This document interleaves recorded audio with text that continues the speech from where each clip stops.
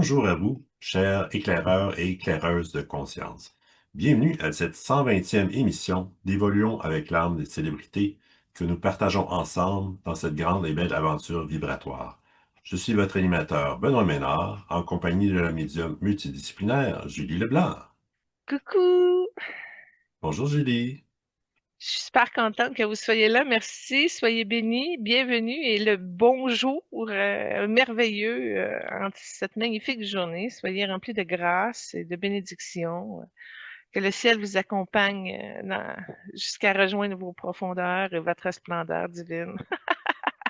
Merci à l'équipe bénévole du groupe Focus pour leur contribution à la réalisation de cette émission et merci également aux fidèles auditeurs qui cheminaient chaque semaine avec nous dans cette quête de l'éveil, de conscience et d'évolution. Votre précieuse présence et participation est le cœur battant de ce projet. Oui, puis si vous avez toutes écouté les émissions, contactez-moi. Je vous rentre dans le groupe Focus numéro 2 où ça va être toutes les personnes qui ont toutes écouté les émissions réunies sous le même toit. Une discussion Messenger. Parfait, c'est super intéressant. Aujourd'hui, on a une émission de peintres célèbres.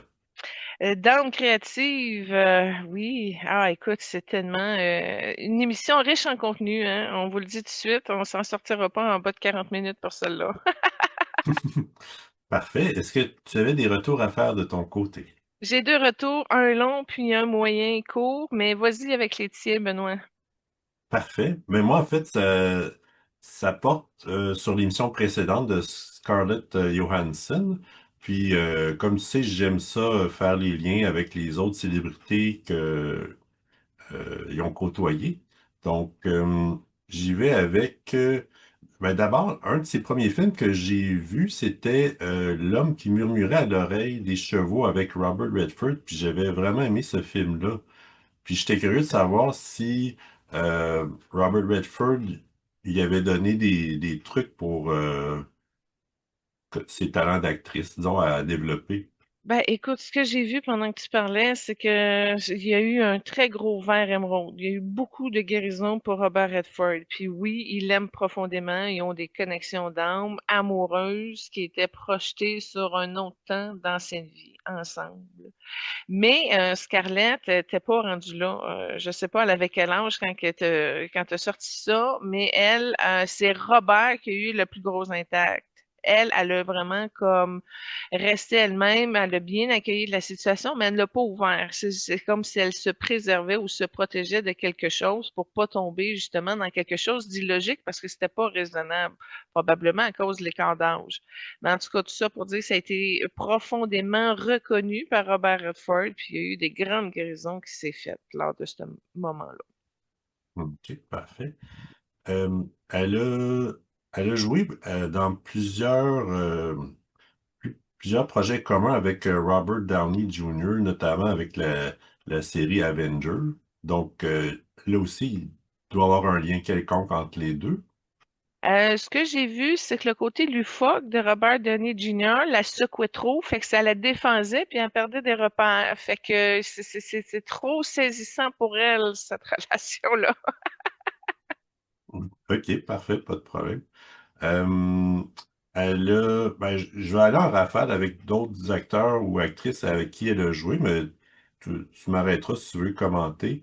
Elle a joué avec Colin Firth, la jeune fille à la perle, aussi avec Hugh Jackman dans Scoop et Le Prestige, avec Jennifer Aniston et Drew Barrymore, Ce que pensent les hommes. Il y avait aussi Bradley Cooper, mais tu l'as mentionné la dernière fois. Euh, Anthony Hopkins dans Hitchcock. En fait, c'est intéressant ça parce que c'est un remake. C'est un film sur le tournage de, je crois, Psycho. Puis elle joue dedans. Puis Anthony Hopkins y incarne Hitchcock dans ce film-là. Donc je trouvais ça intéressant. Quoi que je l'ai pas vu là, mais elle a aussi joué dans Ave César que tu as mentionné, mais c'était aussi avec George Clooney et Channing Tatum, euh, avec qui elle a aussi joué dans To the Moon. Elle a joué avec Tom Holland dans Captain America et Avenger Endgame. On l'a pas fait, Tom Holland, par exemple, là. Ah, on l'a pas fait? Oh, Non, désolé. c'est pas grave. Je me mélange avec un Je- autre. C'est bon. Aussi Tom Hanks, deux fois, je l'avais pas noté. Puis aussi avec Matthew McConaughey. Donc, Elle a eu vraiment la chance de jouer avec la crème d'Hollywood, hein. C'est ouais, incroyable. tout à fait. Donc, moi, j'avoue, j'ai pas vu des tonnes de films d'elle, mais quand même, je trouve que c'était intéressant d'avoir de ces nouvelles. Bon, ben, vu que tu as commencé avec Scarlett Johansson, je vais aller à mon deuxième retour tout de suite. Je vais commencer sur. Parce que, en fait, tout ça pour dire que suite à l'émission de la semaine passée, OK, j'ai comme continué un peu avec Juanine, Gabriel et l'âme de Scarlett. Et il y a eu une transformation qui s'est faite. Imagine-toi donc que j'ai porté à l'attention de la situation comme quoi que Scarlett, elle avait quand même un problème à gérer. OK? C'est-à-dire, en étant une des plus belles femmes du monde, ou en tout cas iconique en son genre, ben, elle attire toutes sortes de désaccès sexuels, entre parenthèses, qui viennent comme pervertir son énergie. Tu sais, c'est comme il fantasme sur elle, puis là, ça crée de l'interférence dans ses énergies à elle, la paquette de pollution sexuelle qu'elle ramasse contre son plein gré. Et puis, en même temps, je sais aussi qu'il y a un passé pornographique aussi dans ses énergies à Scarlett Johansson. Alors, j'ai comme précisé à Kwanine et à l'Archange Gabriel si on pouvait arriver à lui offrir, si son âme voulait bien le recevoir, un genre de protection sacrée contre les projections sexuelles et les interférences énergétiques. Et puis, Kwanine, elle a fait un cadeau à Scarlett, OK? Elle a offert un élixir liquide de lumière argentée, une essence subtile et vibratoire conçue pour protéger son champ énergétique des projections sexuelles non consenties, des fantasmes déformants et des interférences vibratoires liées à l'image du corps féminin. Puis cet élixir agit comme un manteau de clarté, un brume douce mais puissante qui dissout les intentions mal orientées et qui renvoie à leur source toute énergie qui ne respecte pas la souveraineté de son être. Puis, il a été déposé dans son aura comme une rose céleste qui apaise, qui purifie, qui restaure. Puis, ça rappelle, dans le fond, que chaque regard posé sur elle ou sur son corps ben, que c'est un temple, que son image est un miroir sacré, que son essence ne peut être réduite à un désir.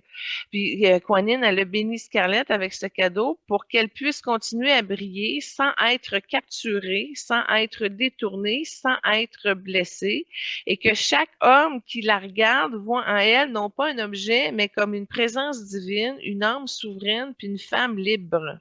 Puis là, j'ai trouvé ça tellement intéressant parce qu'ils ont transféré pour vous, chers auditeurs, si vous le souhaitez en votre cœur, vous pouvez aussi recevoir cette dose de cet élixir argenté pour redresser en vous toute distorsion liée à l'énergie sexuelle et nettoyer les empreintes lourdes laissées par des regards, les actes ou des mémoires qui ont collé à votre être durant votre incarnation.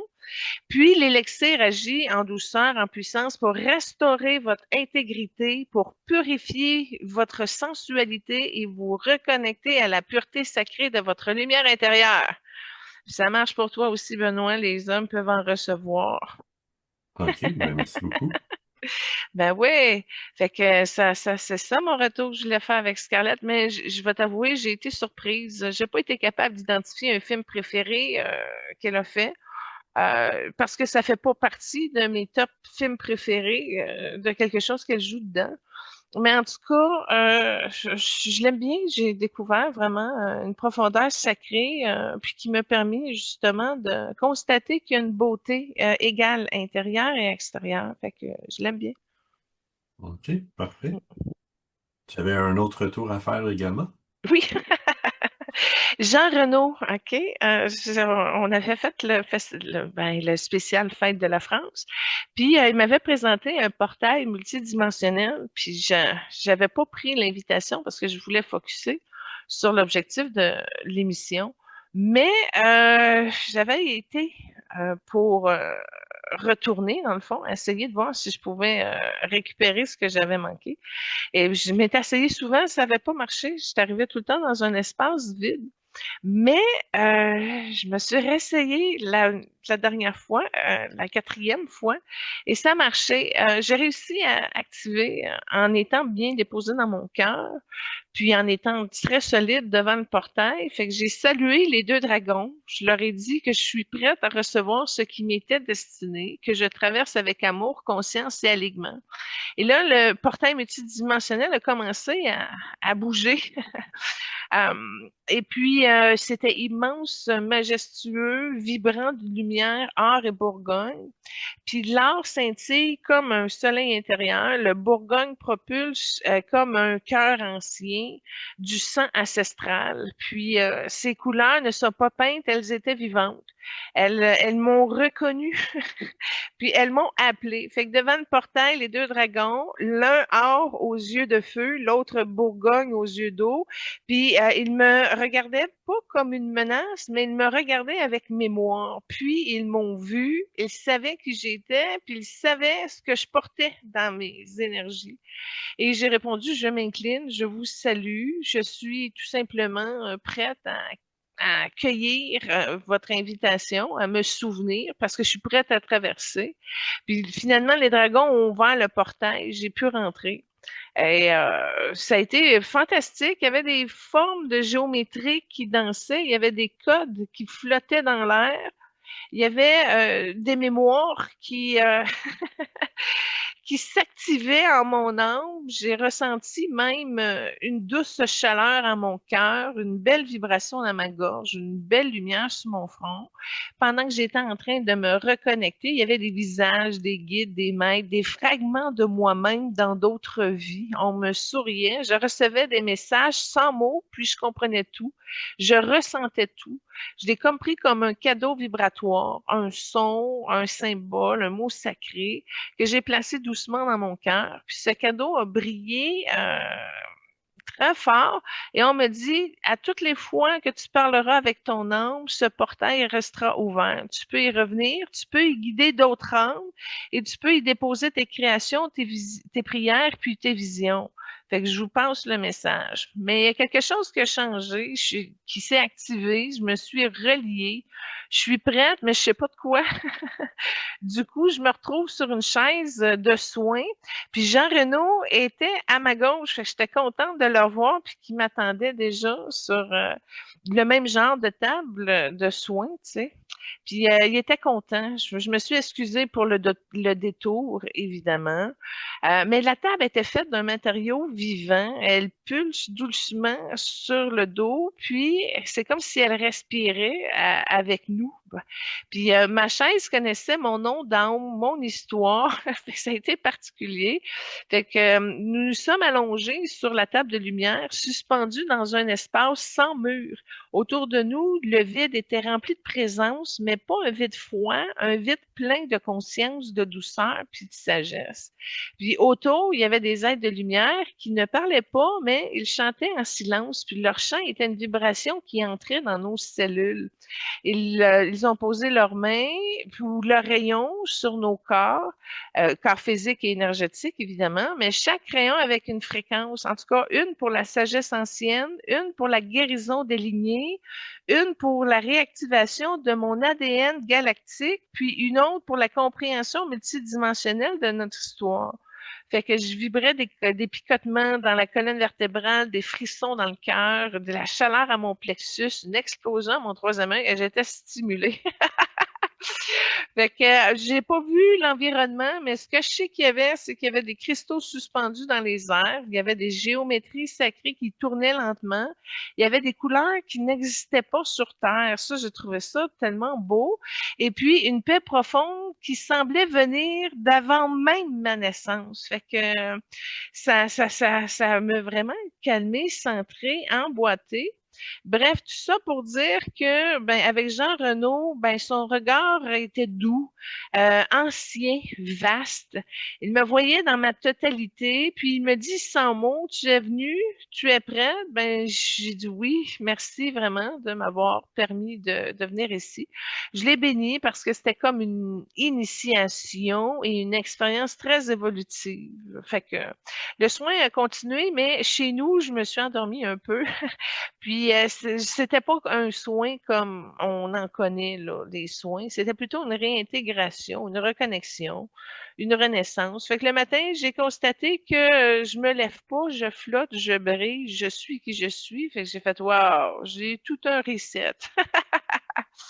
Fait que je sais que c'est encore activé chez nous, ça vibre dans mon troisième œil encore. Je sens qu'il y a encore de l'ajustement qui se fait à ma gorge. Je sais que mes codes ont changé sur mon ventre, sur mes mains. Fait que c'est pour moi une très belle révolution énergétique à laquelle mon âme a assisté en compagnie de la connexion d'âme de Jean Reno qui m'a initié à cet espace-là. Alors voilà, je vous passe le message.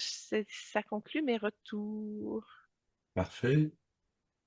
Je voulais prendre juste un instant pour souligner le fait que, comme l'émission porte en son nom Évoluons avec l'âme des célébrités, j'ai trouvé ça très intéressant lors des dernières émissions, euh, quand euh, tu, comment dire, tu fais le rappel de témoignages d'auditeurs qui eux-mêmes relatent leur expérience en écoutant l'émission.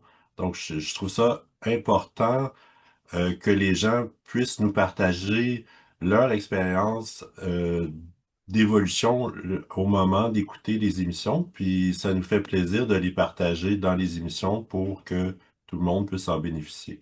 Ouais, tout ça pour dire, n'ayez pas peur de communiquer avec nous pour nous partager votre expérience. Ça va me faire plaisir de le partager et de célébrer avec vous ce pas fait en l'évolution humaine.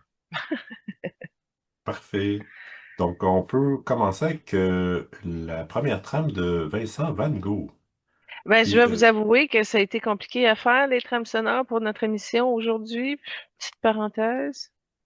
ouais, d'autant plus que Van Gogh, il a vécu dans les années 1800, donc déjà là, c'était un défi. Donc, la première trame, c'est trame de piano et cello, et ça relate l'expression d'amour et de rupture amoureuse. Donc, voilà. Donc, Vincent Van Gogh, comme je mentionnais, il a habité dans les années 1800, spécifiquement de 1853 à 1890. Évidemment, c'était un peintre néerlandais. Il a fait aussi beaucoup de dessins. Puis, moi, en fait, je ne sais pas si c'est la même chose pour plusieurs. Possiblement que oui, mais quand on dit Vincent Van Gogh, je pense à différentes toiles de peinture, mais aussi le fait qu'il a perdu une oreille, là, en- Ouais. malheureusement. Donc, euh, c'est au côté famille, il y a eu... Son père était pasteur, puis il est malheureusement mort d'une crise cardiaque. Sa mère, elle, était fille d'un relieur de la cour et venait d'une famille bourgeoise. Puis il y avait quand même trois sœurs et deux frères. Puis un de ses frères, Théo, il a eu une relation euh, privilégiée. Puis ils ont été, dans le fond, associés au niveau de l'art pendant de longues années. Une chose particulière que j'ai vue, sa mère, un an exactement avant sa naissance à lui, avait eu un enfant, un bébé mort-né qui était prénommé Vincent lui aussi. Donc, c'est un peu curieux là, que un an avant sa naissance, il y avait un autre bébé du même nom qui est décédé à sa naissance. En tout cas, quand même un peu curieux. Il était un enfant sérieux, très tranquille et attentionné. Puis, il y a eu des enseignements à la maison avec sa sœur Anna. Il a appris différentes langues, notamment le français, l'anglais et l'allemand. Puis c'est très jeune qu'il a développé le goût pour le dessin. Puis à son adolescence, il a commencé comme apprenti dans une firme qui faisait qui s'occupait de tableaux, de dessins, de reproduction. C'est là qu'il a développé sa passion pour la peinture notamment. Puis il a fait plusieurs visites dans des musées et galeries d'art, d'où est venu plusieurs de ses inspirations plus tard. Mhm. Au niveau de sa carrière, il a quand même peint au-dessus de 2000 toiles. Il y a eu une influence religieuse importante, d'une part parce que son père était pasteur, mais lui-même, à un certain moment, voulait devenir pasteur. Par contre, il a échoué à des examens en théologie. Euh, il s'est quand même impliqué dans, comme missionnaire pour promouvoir la région et tout ça, mais c'est vraiment à travers ses peintures qu'il a pu exprimer ses sentiments religieux. Quand même, hein? Mhm. Je trouvais ça curieux, ben curieux. Évidemment, les deux célébrités, Van Gogh et Picasso, c'est des gens extrêmement reconnus au niveau de la peinture, mais j'ai trouvé ça curieux que côté relations amoureuses, autant Pablo Picasso, il y a eu en tout cas, il y a eu de nombreuses relations amoureuses, autant Van Gogh, il y en a à peu près pas eu, il a été à peu près pas chanceux de ce niveau-là, mais honnêtement, il y a eu de la misère avec toutes ces relations, euh, probablement en raison d'une certaine instabilité mentale. Donc, malheureusement, de ce côté-là, ça n'a pas été très fructueux. Sa, son premier amour, on pourrait dire, quand il s'est prononcé, était déjà fiancé. Ensuite, la deuxième, il a essuyé un refus. La troisième était prostituée et alcoolique avec des enfants. Finalement, ça n'a pas fait long feu. Puis plutôt la quatrième et dernière, les deux familles n'approuvaient pas de la relation, puis elle a tenté de se suicider. Donc, Quand même, hein? pas, ouais, c'était pas évident, mais il y a eu au long de sa vie, autant ses parents que son frère avec qui il était associé l- l'incitaient à ce moment-là, il n'y avait pas vraiment de consultation médicale, mais il l'incitait ou ils l'ont peut-être même forcé à aller dans des asiles parce que à certains moments, il était non seulement dangereux pour les autres, mais même pour lui-même. Donc, c'est ça, côté santé, euh, il y avait une instabilité mentale qui, en fin de compte, l'a porté vers le suicide. Euh, Tout au long de sa vie, il y avait un sentiment profond de détresse. Il y avait des hallucinations visuelles et auditives, plusieurs crises de démence. Euh, il mangeait peu, il était alcoolique. Comme je le mentionnais un peu plus tôt, euh, c'est à- à la suite d'une dispute que dans une rage, il s'est coupé l'oreille, puis c'est à 37 ans qu'il est décédé quand il s'est lui-même tiré un coup de revolver dans la poitrine. Alors, ça n'a pas été une vie de tout repos, on pourrait dire. Je comprends. Mais au niveau de son âme, Benoît, tu vas voir, il y a quelque chose qui est rehaussé de ce portrait terrestre un petit peu difficile. Mhm. OK, parfait. Puis, comme ben, suite à sa mort, il y a eu une fondation à son nom qui est dédiée à son travail puis à l'héritage qu'il a légué. C'est, on pourrait dire, côté artistique, technique, il a toujours été reconnu puis admiré. Son style est caractérisé par des couleurs pures avec on peut dire de larges touches de pinceau. Puis il aurait dit que peut-être en raison de sa difficulté peut-être à interagir avec les autres, il disait on ne peut faire parler que nos tableaux.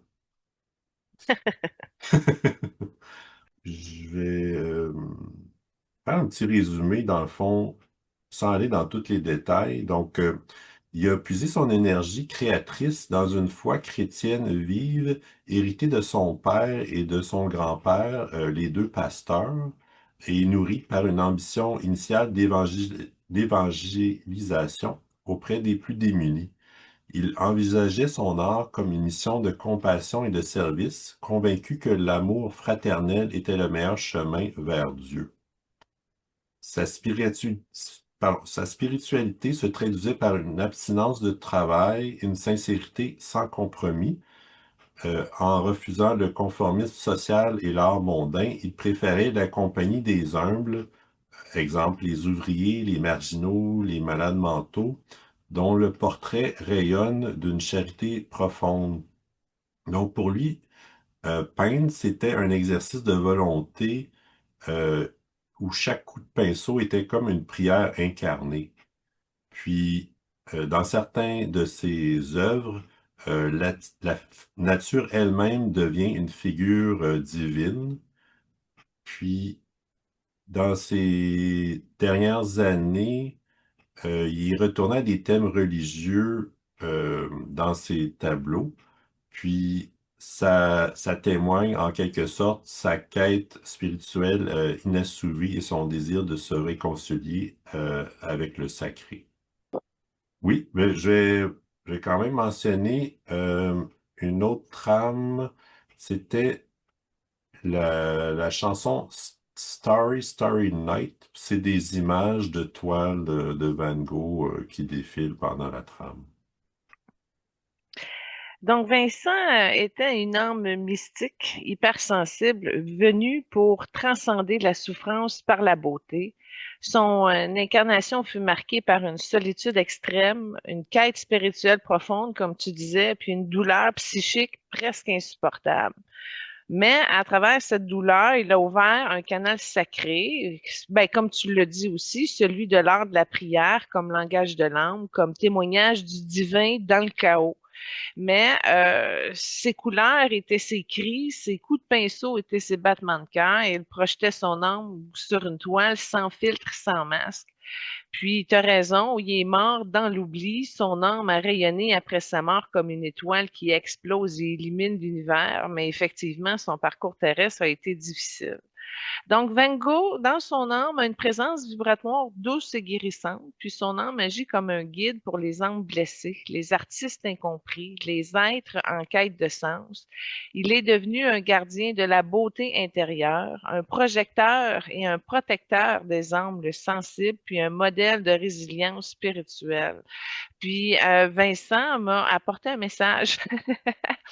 Il me dit, je suis Vincent, pas le peintre, pas le fou, pas le mal-aimé, je suis l'âme qui a traversé la matière avec une telle intensité que même le ciel s'en souvient.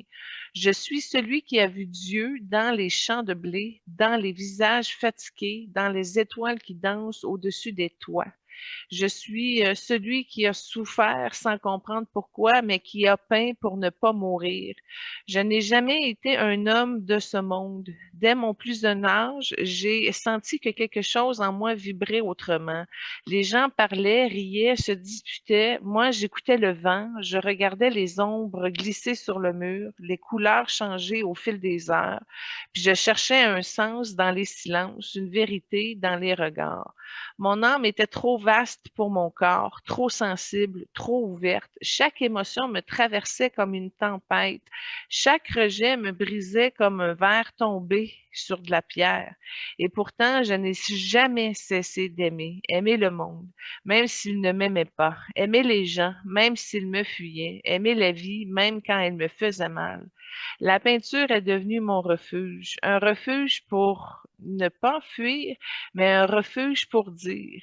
Dire que ce que les mots ne pouvaient exprimer, dire la beauté que je voyais dans la douleur, dire la lumière que je percevais dans la nuit.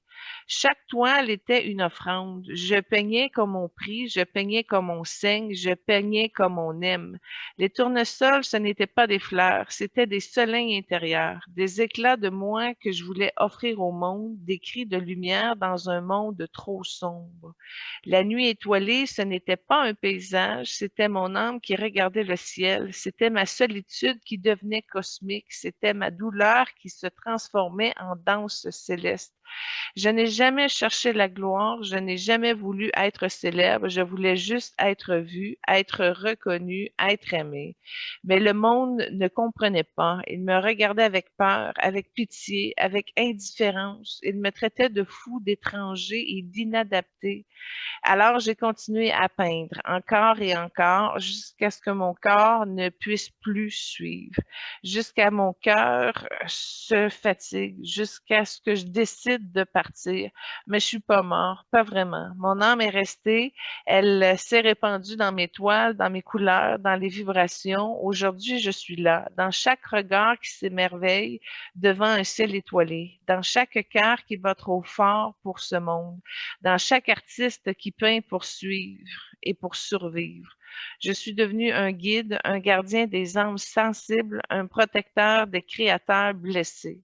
Et je murmure à ceux qui doutent, tu n'es pas seul, ta douleur est sacrée, ta sensibilité est une force et ton art est une prière. Je suis là quand vous pleurez en silence, je suis là quand vous criez dans l'ombre et je suis là quand vous regardez le monde avec trop d'intensité. Je suis l'âme qui a traversé la nuit pour peindre la lumière et je suis encore là, dans chaque battement de cœur qui ose aimer malgré tout. Alors, Benoît, selon toi, Vincent Van Gogh, de quelle couleur est-il au niveau de son âme? Ben, je sais que souvent les artistes sont jaunes, mais Ah, je OK, sais fait pas, que tu y vas sur ton analyse. lui, il doit être un spécial, là, je sais pas.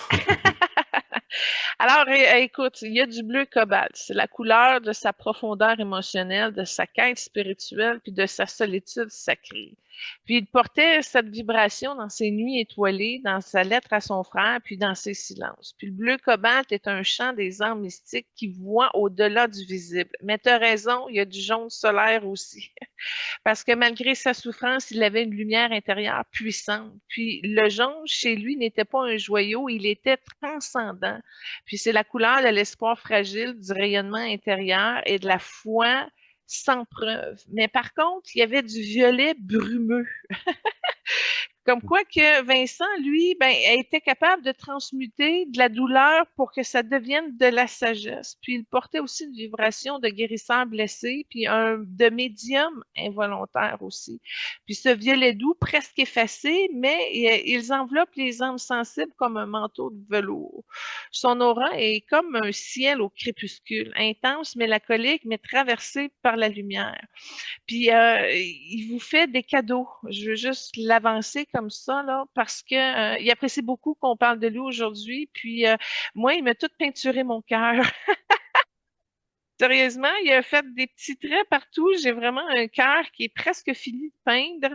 Mais tout ça pour dire qu'à nous, chers auditeurs, et à nous aussi, bref, il nous offre un pinceau du silence sacré. C'est un outil énergétique pour peindre ses émotions sans les censurer, puis ça aide à exprimer ce qui n'a pas été dit, à libérer les mémoires enfouies, puis à transformer la douleur en beauté. Fait que ce pinceau agit dans les rêves, dans les journaux intimes, dans les créations spontanées, puis il ne juge pas, il révèle. Puis il est généreux aussi. Tantôt, je parlais d'un petit manteau violet. Bon, ben lui, il nous offre un manteau des âmes sensibles, qui est une cape vibratoire finalement qui protège les hypersensibles des agressions énergétiques. J'ai trouvé ça vraiment pertinent comme cadeau. Puis, cette cape-là enveloppe l'aura d'une douce lumière violette, apaisante et réconfortante. Puis ce manteau est offert à ceux qui ont trop de ressentis, qui ont trop absorbé ou qui ont trop porté. Et écoute, c'est le premier qui donne 3 cadeaux, Benoît. Et c'est la clé du regard mystique. Ça, j'ai trouvé que pour le don d'observer les gens, le don d'observer les talents des développés, le clé du regard mystique, c'est extraordinaire parce que c'est une activation du troisième œil émotionnel. Puis ça permet de voir la beauté dans le chaos, de percevoir les messages dans les couleurs et de ressentir Dieu dans les détails. C'est un regard qui transforme le monde en prière silencieuse. Wow! Tu as mentionné plusieurs fois le mot étoile, puis il y a une de ses œuvres qui s'intitule La nuit étoilée. Puis je mentionnais un petit peu tantôt, c'est justement la nature qui devient une figure divine. Les cieux tourbillonnants et les floraisons éclatantes sont autant de manifestations du mystère créateur. C'est bien, hein? Bon, fait que toi, tantôt, tu as dit qu'il était dans une incarnation qui s'est terminée en 1890 au niveau des Pays-Bas, de la France, là, puis qui avait une fréquence dominante sur la sensibilité mystique, le sacrifice, puis la transcendance de la beauté. OK? Mhm. Après, j'ai suivi qu'est-ce qu'il a fait après. Après, OK, ben, au niveau du 20e siècle, il est, tout de suite après son Vincent Van Gogh, il a été dans un moine tibétain silencieux. Fait que ça a été une vie de retrait et de méditation pour guérir ses blessures mentales de sa vie précédente. Puis il aurait vécu dans l'Himalaya, dans un monastère où l'on peignait des mandalas comme offrande. Wow. Ensuite, à la fin du 20e siècle, début du 21e siècle, il y a eu une connexion avec une femme. Ben, il est devenu une femme guérisseuse en Équateur. Fait que c'était vraiment une vie de connexion avec la terre, les plantes, les couleurs naturelles. Puis, elle utilisait des pigments végétaux pour soigner les corps et les âmes. Et après cette guérisseuse en Équateur, actuellement, depuis 2010, il est un enfant indigo dans sa vie actuelle présentement. Donc, c'est une âme hypersensible, artiste dès le plus jeune âge, souvent incomprise, mais porteur d'un code vibratoire de réconciliation entre l'art et la spiritualité. Puis son âme semble avoir choisi des vies plus douces, plus cachées, plus intégrées, sa souffrance pour la transformer en sagesse. Fait que c'est ça le portrait depuis là, de Van Gogh. OK, très intéressant. Ben, merci. Moi, je vais ajouter la troisième trame. C'est de Pony Brown Shop. C'est un hommage à Van Gogh, évidemment, là. Puis moi, ben, je vais terminer avec une bénédiction pour Vincent Van Gogh. Alors, elle s'adresse aussi pour les âmes sensibles, les cœurs mystiques et les artistes silencieux. Ô Vincent, âme de lumière blessée, toi qui as vu Dieu dans les tournesols, toi qui as peint le silence des étoiles, toi qui as souffert sans bruit, aimé sans retour, je t'invoque dans ce cercle sacré pour bénir ceux qui marchent avec le cœur ouvert et les mains tremblantes. Que ta lumière douce descende sur les âmes qui doutent, sur celles qui ressentent trop, qui pleurent en secret, sur celles qui voient le monde à travers les couleurs que personne ne comprend. Tu es le frère des hypersensibles, le guide des poètes muets, le gardien des regards qui cherchent la beauté dans la douleur. Bénis les mains qui tremblent en criant, bénis les cœurs qui saignent en silence, bénis les âmes qui ne trouvent pas leur place dans ce monde trop bruyant. Offre-leur ton pinceau sacré, celui qui transforme les larmes en lumière, celui qui peint les blessures comme des icônes. Que ton manteau violet enveloppe les enfants qui ne savent pas comment vivre ici, ceux qui entendent les arbres parler, ceux qui voient des visages dans les nuages et ceux qui cherchent Dieu dans les détails. Ô Vincent, toi qui as aimé sans être vu, toi qui as offert ton art comme une prière, toi qui as traversé la nuit comme des étoiles dans les yeux, viens bénir les âmes qui ne savent pas comment briller sans se brûler. Que ta bénédiction soit une caresse sur les temps fatigués, une lumière dans les chambres sombres, une voix douce dans les rêves agités. Bénis les créateurs qui doutent, les artistes qui s'effacent. Bénis les êtres qui portent trop d'amour sans savoir où le déposer. Offre-leur la clé de ton regard mystique, celui qui voit au-delà des formes, celui qui transforme le banal en sacré, celui qui fait chaque couleur une prière. Ô Vincent, frère des âmes fragiles, toi qui as marché seul dans les champs, toi qui as parlé aux corbeaux, aux cieux, aux tournesols, toi qui as offert ton cœur sans condition, viens bénir ceux qui cherchent encore leur voix. Que ta bénédiction soit un chant silencieux, un souffle sur les toiles blanches, un murmure sur les nuits sans sommeil.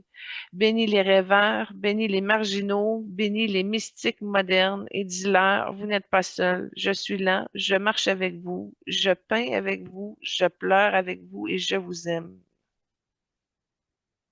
Oh, ben, merci beaucoup. Mhm. Mais il va revenir, Vincent Van Gogh, après Pablo Picasso, parce que j'ai été à témoin d'une rencontre entre les deux hommes. Fait qu'on peut passer à l'autre. Parfait. Donc, Pablo Picasso, ben, d'abord, la première trame, c'est un montage de toiles et d'images de Pablo lui-même qui peint. Puis la chanson Modern Lovers parle de son charme avec les femmes, entre autres. Mhm. Donc lui, c'est un peu plus récent. En fait, il est né pas longtemps avant la mort de Van Gogh, mais il a vécu pas mal plus longtemps. Donc, il a vécu à peu près 88 ans, entre 1885 et 1973. Il est également peintre, mais aussi dessinateur, sculpteur et graveur espagnol. Sa famille, en fait, son père était professeur de peinture. Sans doute, ça a été une inspiration pour lui. Puis, il y avait également deux sœurs. Puis, c'est justement son père qui l'a inspiré à peindre. Son premier tableau, c'était à 8 ans. Puis, ça s'appelait Le Petit Picador jaune. Puis c'est notamment en lien avec sa passion avec la corrida. À 10 ans, il a fait sa première grande toile académique. À 11 ans, il était à l'école des beaux-arts de Barcelone. Puis, bon, en fait, à partir de l'adolescence, il a écrit, plutôt, il a fait une multitude de toiles pendant sa vie. Puis, d'ailleurs, j'ai nombré, il y a quelqu'un après sa mort il a fait le décompte de toutes ses œuvres, puis en 33 tomes, ça s'élève à 16 000 photos de ses œuvres. Ah, intéressant. Quand même, hein. Comme je disais un peu plus tôt, il y a eu, au contraire de Van Gogh, il y a eu plusieurs relations amoureuses, euh, sept, sept relations amoureuses quand même importantes. De ces sept relations, il y a eu quatre enfants. Puis les femmes ont joué un rôle important. Les femmes de sa vie jouaient le rôle d'assistantes aussi, d'aide à la création. Puis leur présence est importante dans ses œuvres, puisqu'on retrouve souvent les femmes dans ses œuvres. Par contre, il y a eu plusieurs relations amoureuses, mais on pourrait dire du point de vue de celles-ci, de ces femmes, c'était pas des relations faciles. Euh, Souvent, apparemment, il les soumettait à une genre de brutalité, de violence, puis une de ses relations, elle a dit que il était cruel, sadique, sans pitié envers les autres, même envers lui-même, puis que même si c'était le plus grand amour de ma vie, je l'ai quitté avant d'être détruite.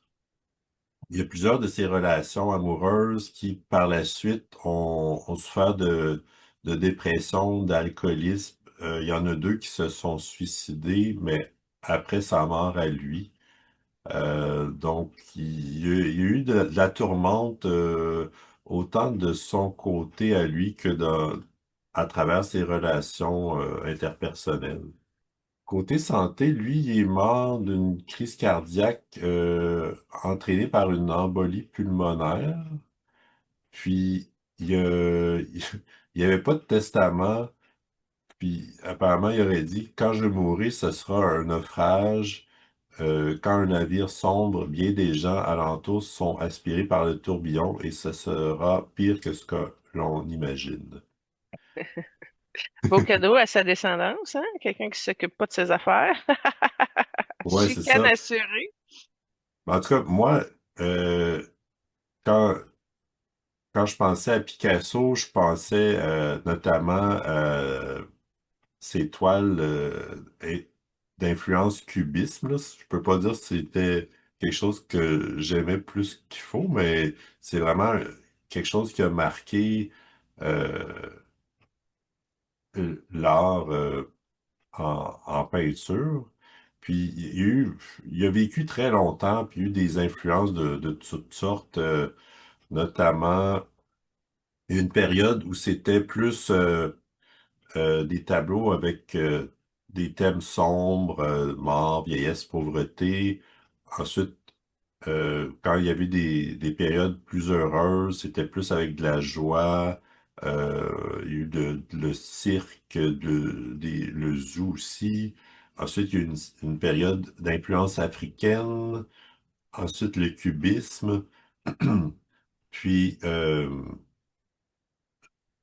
y a une certaine... Ben, il a vécu à travers les deux guerres mondiales. Par contre, en raison de sa nationalité, puis que l'Espagne était neutre, il n'a pas été impliqué outre mesure dans ces conflits-là. Il y avait une certaine protection en lien avec sa notoriété. Euh, puis, mis à part la peinture, il a fait beaucoup de dessins, de gravures, des sculptures. Des fois, c'était en fer forgé. Euh, une chose, par contre, il a été très pro-paix, comme je disais. Il n'a pas été impliqué dans les guerres mondiales. Puis, il a fait plusieurs tableaux qui dépeignait l'horreur de la guerre, puis c'était un peu sa façon de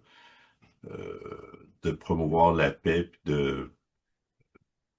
d'exprimer son outrage envers la guerre et les crimes de guerre. Il y a d'ailleurs eu à deux reprises un prix pour la paix, et puis il a aussi reçu la Légion d'honneur en France. Il y a eu des doctorats honorifiques également. Puis, Euh, il, il y a eu, en tout cas, côté fortune, il y avait à peu près une dizaine de propriétés. Puis comme je disais, il y avait environ 16 000 œuvres d'art. Donc, évidemment, ça s'élevait à quand même une fortune intéressante.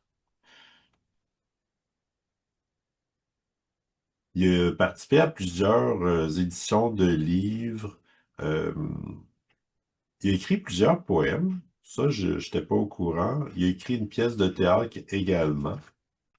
Je vais parler de sa deuxième trame, puis ensuite je vais refaire un autre résumé de son influence. Donc, deuxième trame, c'était Pablo Picasso, chanté par David Bowie. Donc, Pablo Picasso, il est issu d'une famille baignée d'images sacrées, de vierges, de saints, de croix, qui peuplaient sa maison natale et son enfance à Barcelone. Il a intégré dès ses débuts une iconographie chrétienne qui revisite sans cesse au courant de sa vie. Il en parlait avec distance et ironie, mais son attachement à ses références était attesté par la fréquence et la profondeur avec laquelle elle traverse son œuvre.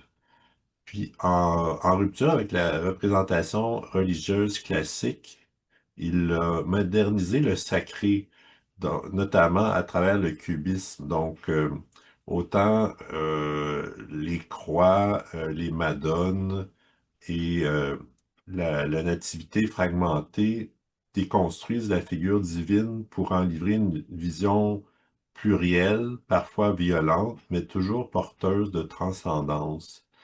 Euh, Notamment dans sa toile Guernica, qui était justement en, en opposition à la guerre.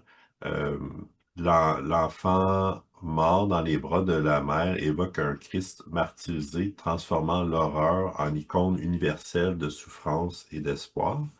Puis, un autre dernier élément, au tournant du cubisme, euh, c'est la rencontre avec un poète spirituel et un philosophe a enrichi sa pratique d'une dimension mystique. Ça rejoint donc un petit peu Van Gogh à ce niveau-là. Puis, ça a favorisé une étape de création spirituelle où ça devenait une quête philosophique euh, illustrée par son travail, justement mêlé de mystique, de burlesque et de vision christique. Puis, dernière trame, c'était le jeune Pablo dans le jardin, toujours avec ses relations avec les femmes. Alors, à l'époque de son incarnation, Pablo Picasso était une âme solaire, puissante, provocante et profondément libre. C'est vraiment ce que j'ai remarqué là, de sa fréquence. Puis, il est né avec une mémoire très ancienne. C'est une âme qui a eu beaucoup d'expérience. Puis là, je le mets entre guillemets, OK? Parce que c'était presque luciférienne dans sa lumière rebelle. Mais là, c'est entre guillemets. Parce qu'il était venu précisément pour briser les formes, détruire les conventions, puis réinventer la perception. Puis son âme ne cherchait pas à plaire, elle cherchait à réveiller. Il était un alchimiste visuel, capable de transformer la douleur, la guerre, l'amour et la folie en formes nouvelles. Puis, ben, il a traversé le 20e siècle comme une comète incarnée. Ah, ben oui, il a laissé plusieurs œuvres derrière lui, mais comme une empreinte vibratoire qui continue à secouer les consciences. Fait que Picasso ne peignait pas pour redécorer le monde, il peignait pour le démasquer. Puis son âme aujourd'hui est toujours active. Elle agit comme un éveilleur collectif, un archétype du créateur libre. Puis elle inspire les artistes à oser leur vérité, à briser les cadres, à incarner leur feu intérieur. Son énergie circule dans les mouvements artistiques, dans les révolutions esthétiques et dans les jeunes âmes qui refusent de se conformer. Il a laissé aussi un message. Il dit Je suis Pablo, pas le peintre que l'on encense dans les musées, pas le génie que l'on cite dans les livres d'art. Je suis l'âme derrière les formes. Je suis le feu qui a brûlé les conventions. Je suis celui qui n'a jamais demandé la permission pour exister. Je suis né avec une mémoire ancienne, une mémoire de créateur, de destructeur, de bâtisseur des mondes. Je n'ai jamais cru à la beauté figée, je l'ai toujours vue comme un mensonge poli. Ce qui m'intéressait, c'était la vérité, même si elle dérangeait. Dès l'enfance, j'ai senti que je voyais autrement. Les visages se décomposaient sous mon regard, les corps se fragmentaient, les émotions se tordaient dans les lignes. Je ne voulais pas peindre ce que je voyais, je voulais peindre ce que je ressentais. Et ce que je ressentais, c'était le chaos, le tumulte intérieur, la violence du monde, la beauté dans la déchirure. Je n'ai jamais eu peur de choquer. Au contraire, je cherchais le choc. Je voulais que l'art soit un coup de poing, un cri, une révolution. Ce n'était pas pour illustrer la guerre, c'était pour hurler. Hurler contre l'horreur, hurler contre l'oubli, hurler contre l'indifférence. Je n'ai jamais été un homme sage. J'ai aimé avec excès. J'ai créé avec frénésie. Je suis venu comme un cyclone. Mais chaque femme que j'ai aimée, chaque tableau que j'ai jeté sur toile, chaque forme que j'ai brisée, tout cela venait d'un seul endroit, mon âme en feu. Je ne peignais pas pour plaire, mais pour exister, pour défier, pour ébranler. Et même aujourd'hui, je suis encore là. Pas dans les galeries, pas dans les catalogues. Je suis là dans chaque artiste qui ose dire je ne suivrai pas les règles. Je suis là dans chaque enfant qui décide un visage en triangle. Je suis dans chaque femme qui refuse de se taire. Je suis là dans chaque homme qui ose pleurer en criant. Mon âme n'a jamais voulu la paix. Elle voulait le mouvement. Elle voulait la transmutation. Je suis un alchimiste. Je prends la douleur et je la transforme en forme. Je prends l'amour et je la transforme en couleur. Je prends la colère et je la transforme en rythme. Je suis encore vivant dans les révolutions artistiques, dans les ruptures esthétiques, dans les cris silencieux des créateurs. Je suis le feu sacré, je suis l'âme qui ne s'excuse pas. Et si tu m'appelles, je viendrai. Je viendrai te souffler l'audace. Je viendrai te brûler les limites. Je viendrai te rappeler que l'art n'est pas un ornement, c'est une explosion. Je suis là quand tu hésites. Je suis là quand tu veux plaire. Je suis là quand tu oublies que tu es libre. Je te dirais, ose, brise, crée, aime sans mesure et surtout ne demande jamais la permission. Je suis l'âme qui danse dans les cendres et encore là, dans chaque battement de cœur qui refuse de se taire. Puis Pablo Picasso, Benoît, entre toi et moi, c'est le premier qu'on a dans ces couleurs-là. Je te poserai pas la question de selon toi comment il est, mais il est rouge incandescent qui démontre sa volonté brute, la passion créatrice, puis la force vitale. Puis il ne se contentait pas de vivre, il consumait. Ce rouge est celui des âmes qui viennent bousculer, éveiller, détruire pour reconstruire. Mais il y a du noir profond aussi. Pas comme une onde négative, mais comme une puissance souterraine. Puis le noir chez lui est le mystère, la profondeur, puis le non-dit. Puis il porte aussi une vibration de magicien, de manipulateur énergétique et de sorcier visuel. Hmm. Puis il est orange électrique aussi, pour représenter l'audace, la créativité explosive, puis l'ego sacré. Avait une aura de provocateur divin, de révélateur des vérités cachées, puis ce orange vibrant, presque brûlant, est comme une alarme cosmique.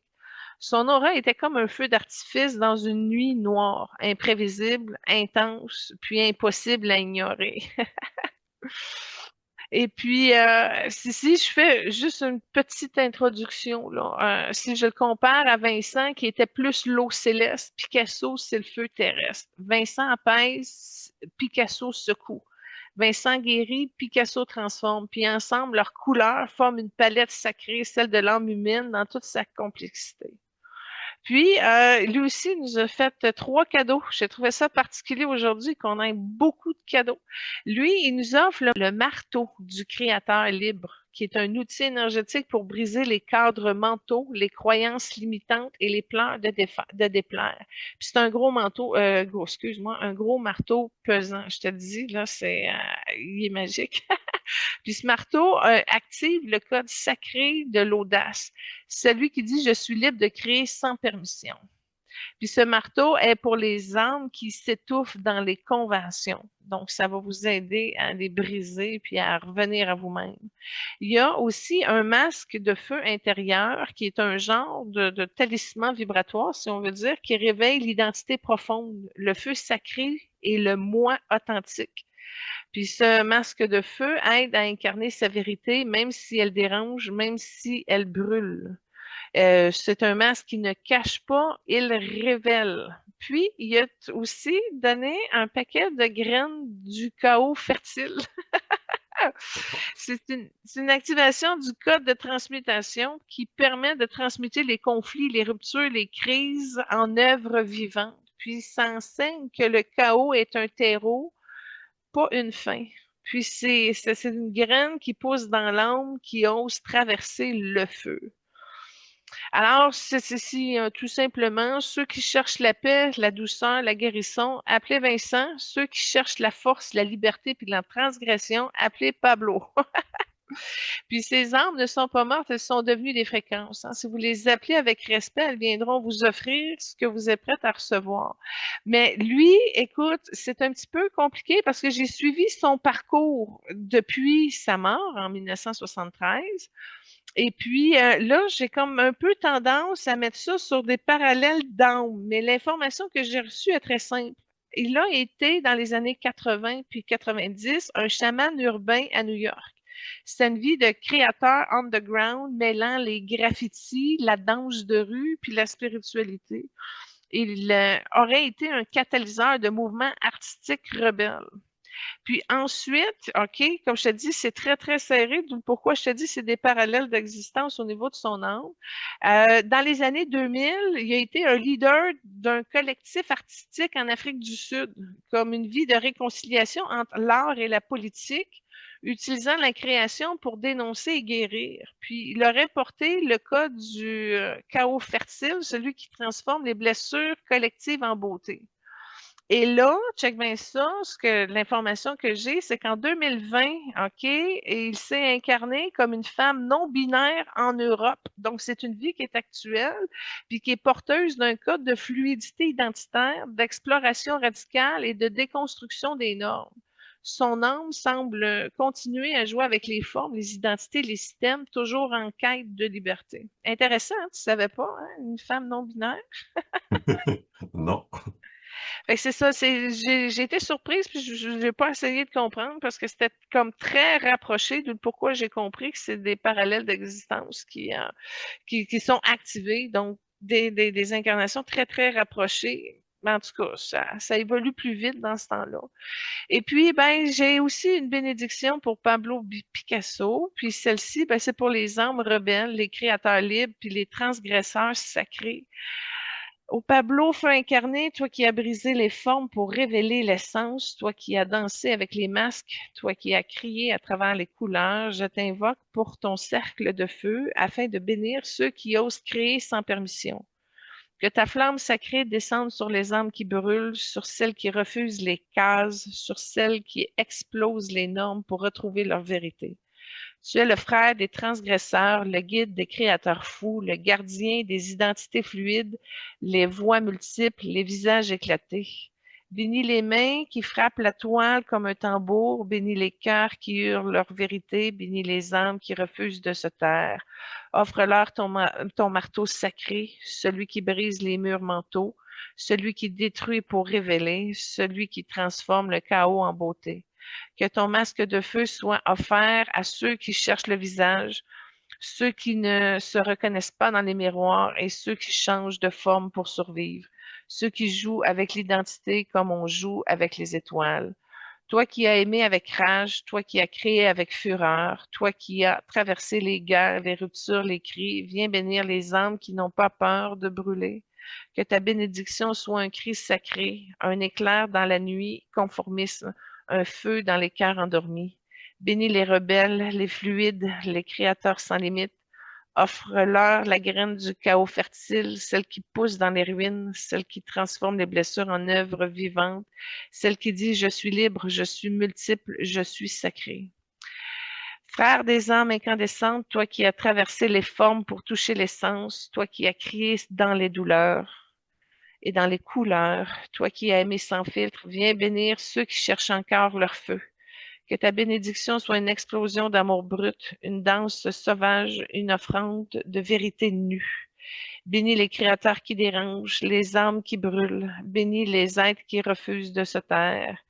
Et dis-leur, vous n'êtes pas fous, vous êtes libres, vous êtes vivants, vous êtes sacrés et je vous vois.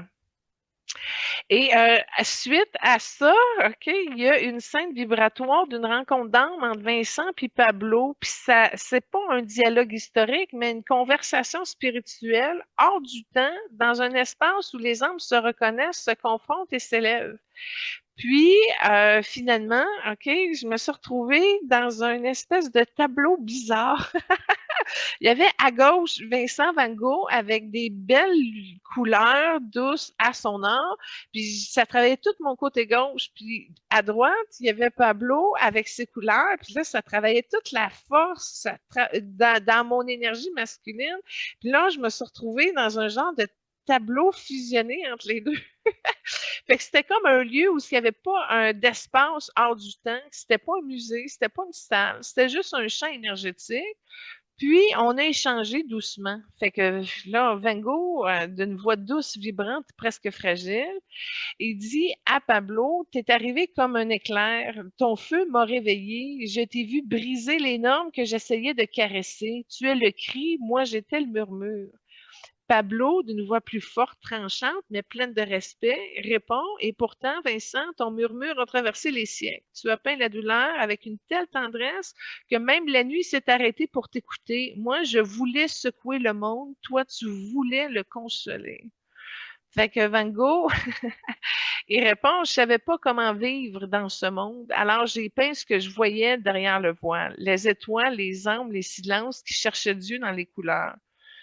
Puis Picasso répond, moi, je ne cherchais pas Dieu, je le provoquais, je le défiais. Je voulais qu'il me regarde en face et me dise, tu as le droit de créer sans limite. Fait que Van Gogh répond, tu as eu ce droit, tu l'as pris et tu l'as offert à des générations entières. Tu as ouvert des portes que personne n'osait franchir. Puis Picasso répond, et toi, tu as ouvert les cœurs. Tu as montré que la fragilité est une force, que la douleur peut devenir une lumière. Van Gogh répond, mais toi, tu as montré que la colère pouvait devenir beauté, que l'art peut être une arme, que l'artiste peut être un guerrier. Et là, Picasso répond, nous étions deux pôles, le feu et l'eau, la rage et la prière, et pourtant nous avons parlé le même langage, celui de l'âme. Fait que Van Gogh répond, je t'ai observé depuis l'autre rive, je t'ai vu aimer, détruire, reconstruire, tu étais vivant comme un orage, moi j'étais vivant comme une pluie fine. Puis Picasso répond, et pourtant c'est ta pluie qui a nourri les terres, c'est ton silence qui a fait pousser les fleurs, moi j'ai brûlé les champs pour qu'ils renaissent. Van Gogh répond, nous avons tous les deux laissé des empreintes, mais les âmes qui nous écoutent aujourd'hui, que leur diriez-vous? Picasso répond, je leur dis, osez, briller et créer. Ne vous excusez jamais d'être puissant. Et toi? Van Gogh répond, je leur dis, ressentez, aimez, pleurez. Ne vous excusez pas jamais d'être sensible. Alors Picasso répond, ben, alors nous leur disons, soyez entiers, soyez vrais, soyez vivants. Ça, il était d'accord sur ça. Et Van Gogh répond, et que l'art soit le chemin, le feu sacré, la lumière intérieure, et que nos âmes continuent à vibrer à travers eux, à travers toi, Julie, à travers chaque voix qui ose parler depuis l'âme. Alors, ça m'a vraiment touchée en profondeur. Comme je te dis, ça a réaligné beaucoup de choses chez nous. Dans mes énergies, j'ai eu le contraste pendant plusieurs jours. Comme s'il y avait quelque chose qui calmait, puis une force qui sortait. En tout cas, ça a été une belle semaine en leur compagnie. Ben oui, certainement, c'est vraiment intéressant. Je te remercie de partager tout ça avec nous. Ben, c'est merci pareillement de partager tout ça avec nous, mon cher Benoît. D'ailleurs, si les auditeurs auditrices aimeraient continuer à évoluer au-delà des émissions, je peux mentionner que moi, j'ai pris part aux ateliers des rayons sacrés. Je suis assidu depuis plusieurs années à tes méditations mensuelles. Puis également, périodiquement, je vais pour des soins énergétiques avec toi. Puis ça m'aide à évoluer grandement. Wow, Benoît, super témoignage en livraison aujourd'hui. Mango, t'as ouvert le cœur. Merci pour ce partage, merci pour ta confiance, merci de m'avoir choisi comme accompagnatrice de ton évolution. Et laisse-moi te dire, Benoît, si je regarde aujourd'hui versus il y a 5 ans, tu es qui tu es beaucoup plus solidement aujourd'hui. Là, tu t'es accompli, tu développes tes talents, t'es radieux, t'es merveilleux, puis en plus, tu as accueilli le rose dans ton énergie. C'est remarquable tout ton cheminement spirituel. Félicitations, Benoît. Ben, merci beaucoup. C'est toujours un plaisir de te côtoyer, entre autres comme animateur dans cette émission. Puis C'est toujours un plaisir partagé. Moi, la semaine prochaine, je vous offre Gina Davis en animation et quand tu reviens dans 2 semaines, nous allons faire.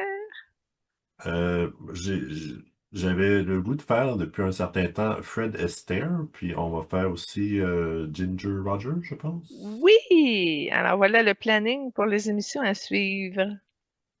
Parfait. Ben, je souhaite à tous nos auditeurs, auditrices une merveilleuse semaine, puis au plaisir de voir la semaine prochaine. Tu es béni, namasté. Au revoir.